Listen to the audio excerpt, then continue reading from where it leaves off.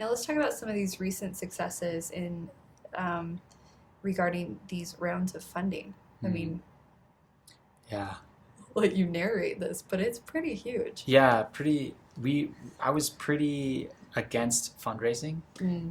Like I just, I kind of had this like, oh, we don't need it. We've passed the fundraising stages. Like we made it already. Yeah. And eventually, I found that starting a business is extremely lonely, and even when you have an office full of employees, no one really shares the burden of being the founder and the CEO with you.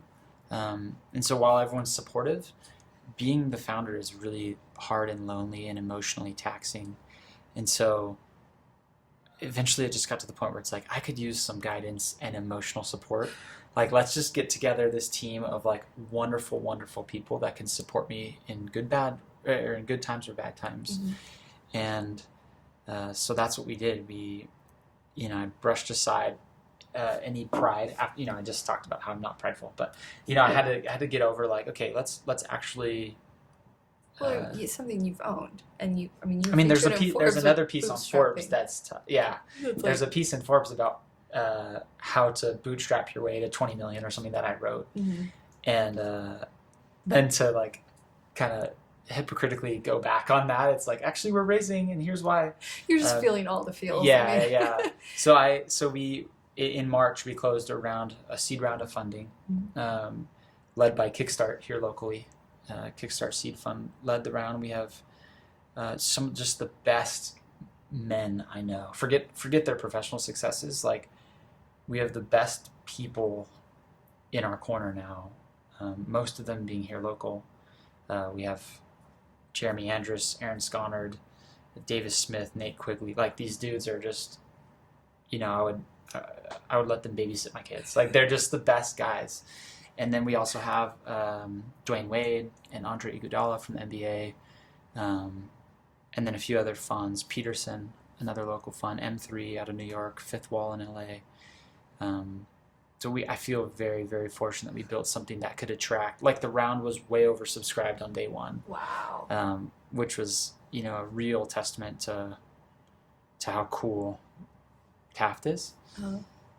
But I feel super fortunate, and more than the money will help fuel growth, but it's really about having like 20 people that want me to succeed and will help me succeed when I need them.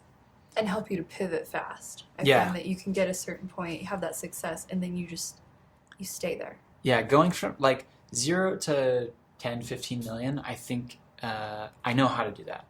But going beyond like 20, that I've never done that before. I don't know how to do that. And so it really helps to have guys that have done that lots of times and can help answer my questions, and have teams of people that can answer my emails and calls when I need help. Yeah, they say that most companies, startups, they can never get past almost the $5 million mark. And once they do, it's like a sprint to 10 million, but then like 10 million's the next. And I've kind of felt that as well. I heard people talk about that, but now I've actually seen what it looks like and it feels like. And so now it's going to be great to have people in our corner to push past like that 20 million revenue run rate, because that's a totally different thing than getting a business from 0 to 5 million. Yeah. Now it's like everything is higher. Volume, revenue, expenses, everything is like way bigger, and these guys can help. Yeah. So what's the vision? Because some people could say, Kory, 20 million? That's a good lifestyle company. Like, you can cruise, right? Other than the loneliness factor, like you're set.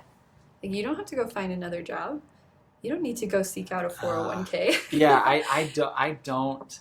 But I do not feel that way. There has to be a vision for what you truly want Taft to be. Yeah, I think that what we're trying to do is no longer about like, it's not about protecting any sort of value that I've built for my family. It's like, no, like, we have tens of thousands of customers that love this brand and want it to be something special. Like, if you look at Bonobos is a recent example.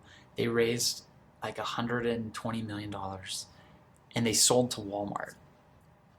And a lot of people were upset that they sold to Walmart because it's this great brand focusing on quality, customer service, and great fit first kind of mentality. And then they sell to Walmart, who doesn't seem like the natural successor. Aligned. Like it kind of seems odd.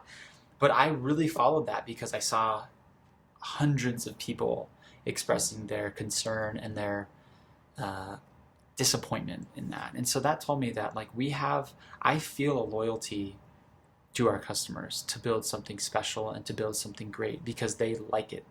And it's not about protecting, okay, the business is worth X now, like let's just protect that and kind of let it run its course and be financially stable personally. Now it's about we have a big audience, we have people that love our stuff, and we have a responsibility and duty to those customers.